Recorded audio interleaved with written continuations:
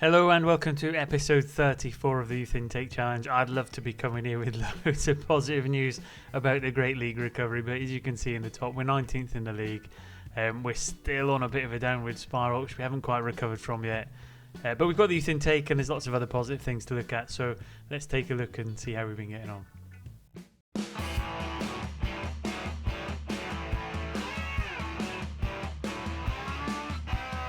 Welcome back. So first thing I'm going to start you with is the schedule. You last left us. We had the 4-0 beaten by Oxford. Now, we didn't have a particularly bad December, but it was fraught with draws. So we got a 1-1 draw with Morecambe with Drago getting some goals. Tranmere was a 2-2. Again, not too bad a result. We beat Wycombe 4-1, which I was starting to think we turned a bit of a corner. We played about with formations. We'd gone 2 up top. Dunk was starting to score a couple of goals. As you can see in the next game, despite getting beat by Sutton 4-1, Watson got a goal. So I was thinking maybe Watson and Dunk was going to be the long-term future to the Tony Squared. We got a draw with FC United. Again, Dunk with a penalty. Dean Spence got a goal and a 1-1 draw with Morecambe. So things were looking pretty good. But as we came into January, we got our last draw at the start against Colchester 1-1. Steve Spencer getting the goal before we went on a 3-game losing run to Dorking, York and Rotherham. Despite a late goal from Peterson, we were pretty abject in that game. Walsall, we got a 3-3 draw. Again, we were winning coming up towards the end, but a late goal, and there's a bit of a theme with late goals against us, which is kind of upset the results a little bit, but a 3-3 away at Walsall is not terrible. Crewe, again, we got ourselves a late equaliser in that game, 83rd minute, to get a 2-2 draw and another point. Bromley, this is where it starts to really nip a little bit. They got a late win against us to win 3-2. Again, Etodo having a bit of a resurgence in that game. Lincoln, again, we were 3-1 up as we hit 90 minutes, 2 late goals, and we draw 3-3. So again, without them late goals, we could have had quite a significant number of points, really. Harrogate, we beat 2-0. Fortunately, they went right down near the bottom of the table, so we managed to pick up 3 points, which is highly valuable to us. Wigan, again, probably expected to beat us a 2-0 defeat away. Worthing picked up a 0-0 point, which is quite handy to keep us away from flirting too close with the drop zone. 2-0 win at Fleetwood, which was a massive result for us, really. Again, they're down near the bottom, which turned into a bit of a 6-pointer. Again, 2 late goals in our favour that time.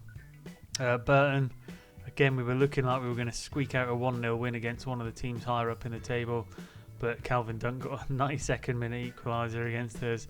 And then we played Northampton, where we got a late goal, but we fell down 2-1. So only leaves us 6 games left in the season, but it doesn't really matter too much when you look at the league placings. We're 6 points clear of that bottom 2 with 6 games left. So I'd like to think we're probably going to escape it. We were never able to kind of pull up the table towards the playoffs, so it's a bit of a shame, but that's the way it goes. So what we'll do is we'll just step through all the areas of the club and kind of take you up to where we are. So starting with the squad, we're up to 26 man squad at the minute.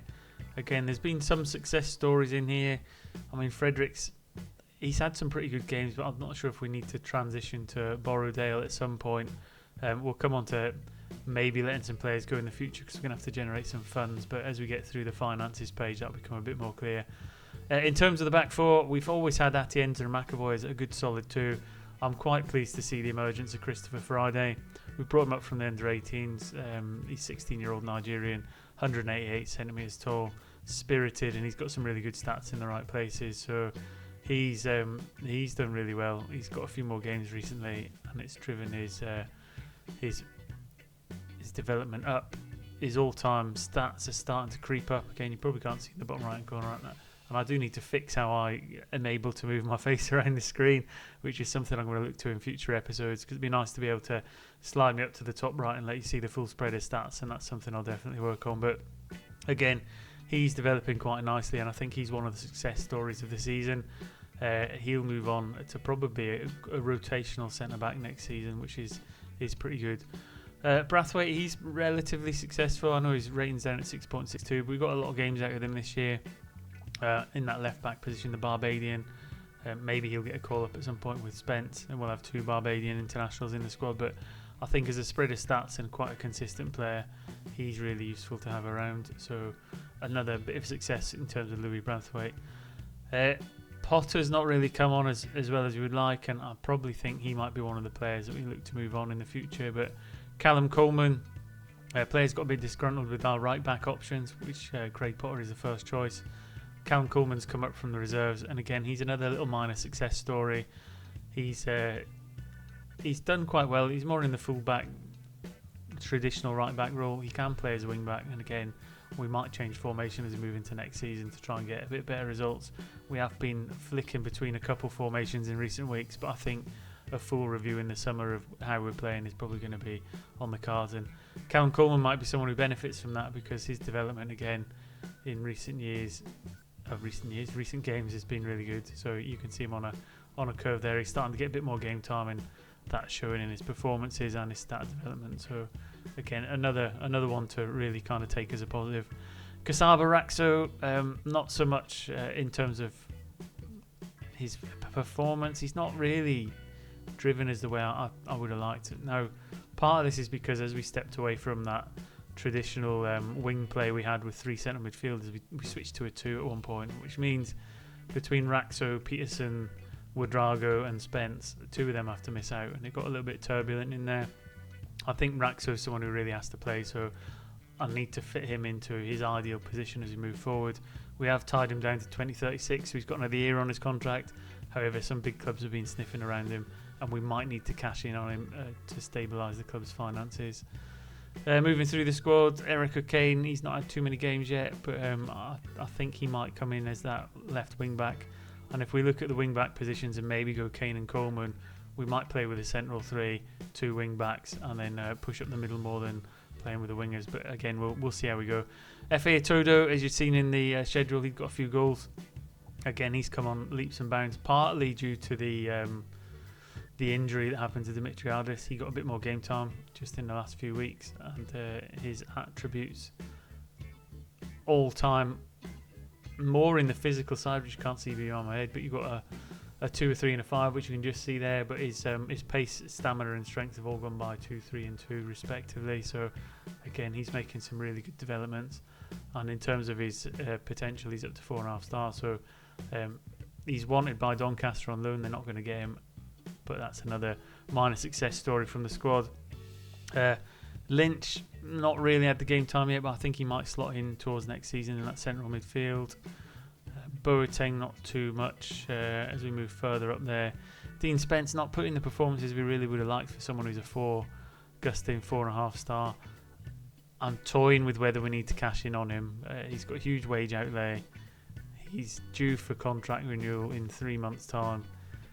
He's currently holding a value of close to $1 million. Is do we cash in on him? Certainly, if he's not going to sign a new contract, there is a club that wants him, which is Oldham, so we might just have to kind of eke him out the door just so he doesn't go for free. And then up top, we've got Tony Dunk. He's got 11 goals in his first full season out of 32 games. He's only 16. I think he's going to go from strength to strength. His development hasn't been entirely straightforward. He's had a couple of little plateaus along the way, but I think if we can keep giving him games, he will get better and better, because he had quite a good stat line from the word go. So again, we'll look to see what we can do with him in the future. Looking at the planner then, I mean, that's the formation we were playing. I think that's something we might step away from. We're certainly not looking too bad across the board. Left back, we're looking a little bit weak, but I think as a main squad and the way it's going, it's not terrible, but it could be better. In terms of the tactics then, we either play a cautious wing play 4-3-3, we'll call it, or we occasionally go with a 4-1-3-2 and put 2 up top, still playing a bit cautiously, looking to break more direct and fling it into the box at the earliest opportunity. I was working a little bit, got us a couple points here and there, but neither formation has been able to grind us out the wins we want. So it might be a case of developing a new formation in the summer, depending on how this youth intake goes, and playing a slightly different way next time round. Staff largely untouched, not really done anything with that. In terms of dynamics, not great but not terrible, but you've got Atienza wants some more right back, so hopefully the youth intake is going to sort that out, because there's not much more I can do for him in a no transfer challenge. Ouedraogo wants to start more games, which I need to go back to a midfield 3 rather than midfield 2, just to make sure he gets a fair spread. Spencer wants a new deal, but I'm considering letting him go. Kasaba wants a new deal, Raxo, but I'm struggling to get it to him because he wants a minimum fee release clause, and his minimum fee release clause is he wants it at 200,000, which is significantly lower than his 750 that he's valued at. So that's something I'm trying to sneak in under the radar. And Luke Hallett wants a new contract as well, which I haven't yet decided. I think as we get close to the window, he might well stay, but again, it depends on what comes into the youth intake, because if we let Spence go and Raxo won't sign a new contract, etc., we might need to keep him and hold on to him. So there's a bit of development in that aspect to go through. Training largely untouched. I've not been too involved in this. I've tended to let the assistant manager and the trainers get on with it, but I think what we might need to do is start dipping a bit more into this aspect, certainly from the individual training and the positional training, to make sure we can reposition players as and when we want them, because I don't think I've maximised that opportunity the best we can. So anyone who's used that in their own saves, let me know if it's a useful aspect to take control of it yourself. I've largely just kind of left it run by the staff and made sure the staff are pretty handy. Competition wise, nothing really to go through. We've been knocked out of everything. In fact, we were out of all that before the last episode, so it's just a case of finishing off the season. Transfer wise, I don't think we've really done anything. Yeah, nothing going. Club info, we've not asked for anything else yet in terms of the facilities, but yeah, we could do with a couple more training facilities probably. I mean, we've got exceptional academy and youth recruitment, so that's good. We now need to get the youth facilities and the youth level bumped up. We're adequate. Maybe we can go for one of them next. However, the facilities aren't great. In terms of the board, not really looked for anything else. The youth level going up is in the planning stage, so hopefully that will happen soon.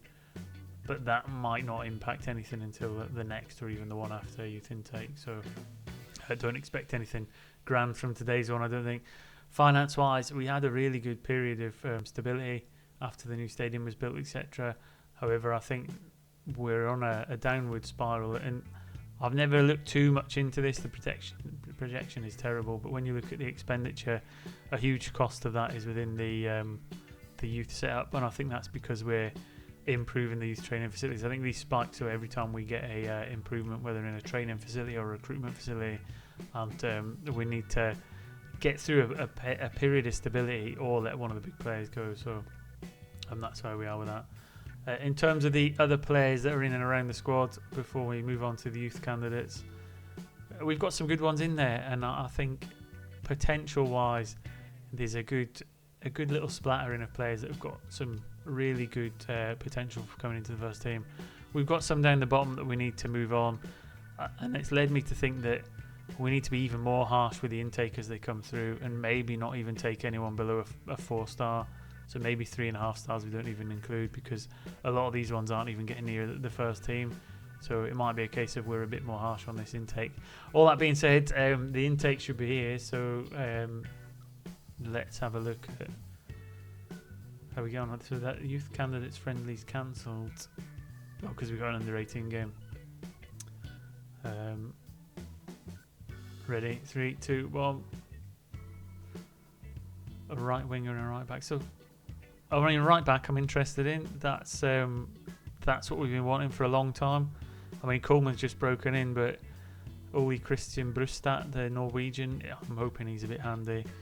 I'm going to immediately dismiss the decent talents at 2-star.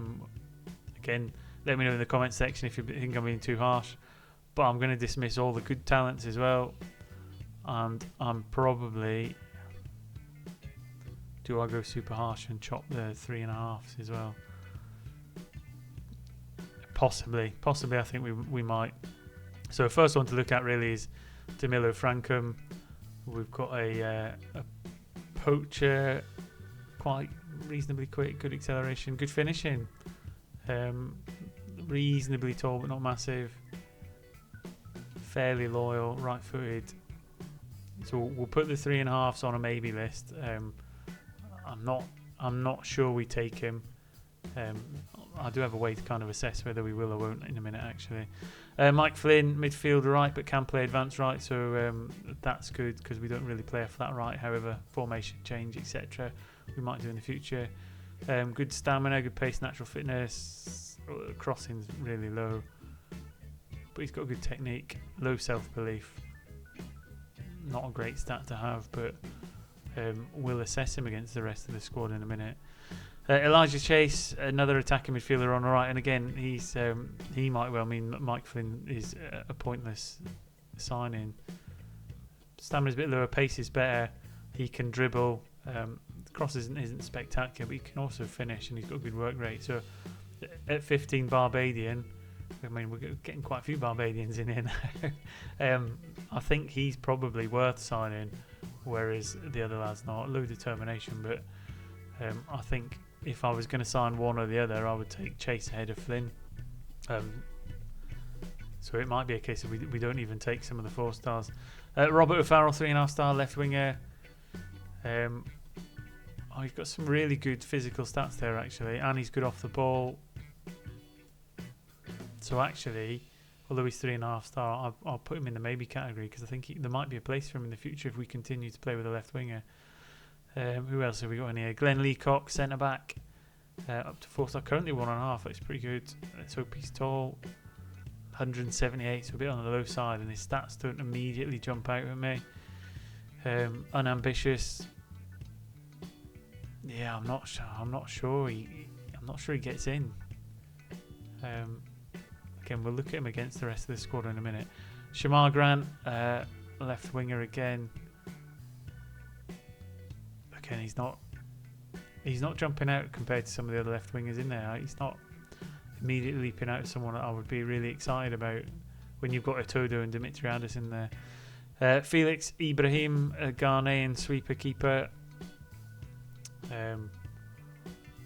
Again, do we need? I think we maybe need a third choice keeper, Ghanaian.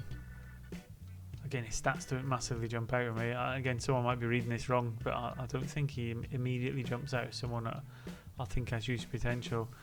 Ole Christian Brustad, a wing back, unambitious, young fullback. He's quite short. His stats are alright. I think we can work with them. A lot of them aren't too far away from being in double figures. But I think we're just going to have to put a bit of faith in him. We needed a right back. We've got one come through. We'll see how he fits in the squad. And then finally, Ronaldo van der Heuvel, English right winger. Good dribbling. A little bit of pace. Good acceleration. Good technique. On the right hand side. So before we decide how many, and I'm thinking certainly the 2 elite talents, probably the goalkeeper, not sure about Glenn Leacock, probably Chase, and maybe Mike Flynn. So only really 4 or 5, I think. But I think if we go to the squad, let me filter it by, if we put them all in there and go just goalkeepers. Actually, if you go by potential, Felix Ibrahim's in there, so I think we'll go for a definite Ibrahim. And if we do this per position, so if we go centre backs, Leacock, he is actually up there in the kind of top 6, but I think if we develop the rest of the players, we might not necessarily need him because we've already got Bogan, Martin. Yeah, I think we maybe just leave him out just because of his size. I think we maybe just don't sign him up. So I think we leave all the centre halves out. How else can we look at this? Right-sided. Bruce, that's a definite. Coleman will be his kind of understudy. So I think yeah, we'll definitely sign him. Left-sided. Again, did we have any? Callum's an absolute no-go. So nothing at left back. Moving into defensive midfield, I don't think there was any. Smith and Hillard. Again, none of them. Flat midfielders, central. Steve Cawley's the only one in there, so yeah, none signed from there. I think this is actually quite a good way of looking what you 2 or 1. Let's go attacking midfielders on the left. So Farrell, you can see, is the best of the ones that have come through. Shamar Grant's in there. But we've already got Dimitriades Itodo and Jeremiah Clement Pierre. So I don't see any reason to really... maybe bring... Farrell looks quite good, so I think we might sign Farrell up. But the other ones, I don't think so. Right-sided, again, Mike Flynn's in there, but we've got quite a few, like Van der Heuvel, Silverio, Emenike, Boateng. So actually, I think Mike Flynn's a no-go, if I'm honest. I think we leave him out. I think we give him a miss. A bit harsh at 4 stars, and Elijah Chase is in that bracket as well, who I said was kind of a maybe. And his dribbling and finishing is good, so we might take them in, depending on how many contracts expire. And then looking at the up toppers then, so let's see any strikers come through. Frankham and Farrell, but again I think we've got Dunk and Watson above them. It might be worth just bringing in DeMille Frankham. So I think I kind of make up my mind. Thinking about 6 players there. What I'll do is I'll sign them all up. Hopefully that's been a good kind of review of where we are. I think in the next episode we'll have done the contracts. We'll have hopefully sorted out who's staying next season. And then we can kind of formulate what the new formation is going to be, because something needs to change because we're not making good progress anymore.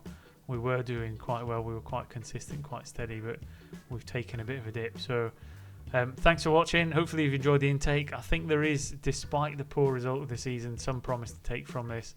We have got a number of players on the cusp of developing that a little bit further, like your Christopher Fridays. But I think the summer is going to be massive in dictating who we keep, who we've signed on from the youth intake, of which is about 6 players, and then seeing how we get on next season with a formation change. So look out for the next episode. Once again, thank you. We've gone past 100 subscribers, which is fantastic. So thank you very much to everyone who's been supporting the channel. And until next time, enjoy your weekends, enjoy the England game tonight, and hopefully we'll all have good celebrations and move on to the semi-finals. So take care, and I'll see you soon.